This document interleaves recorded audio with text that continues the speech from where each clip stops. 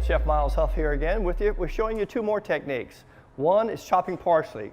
Many people have trouble, especially in the kitchen, chopping parsley and getting it really nice and fine. I simply take my parsley, whether it be Italian or curly leaf. I take my chef's knife, my 8-inch chef's knife, and I actually pull off the flowerets with my chef's knife. Some people actually pick it off.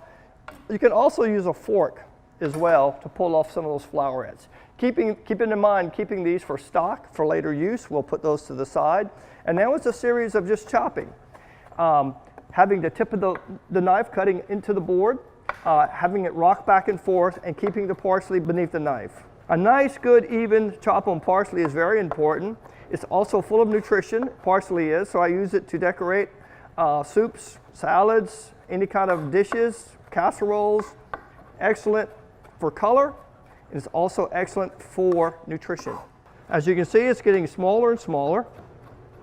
We want it nice and fine. Usually at the end of the chopping process, I will also make sure the parsley has been washed prior to chopping it up because it does catch in a lot of sand.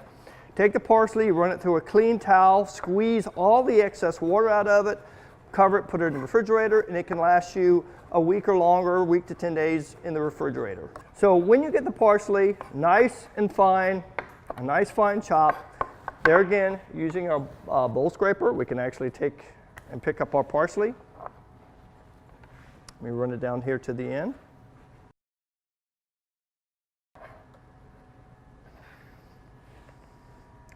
And then you can see how airy it is and how it would take very little of this to really decorate a dish and to make it look more appetizing.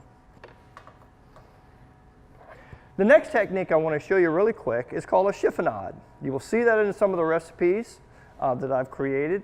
Mainly it's used for leafy vegetables. It can also be used for herbs, like basil, for example.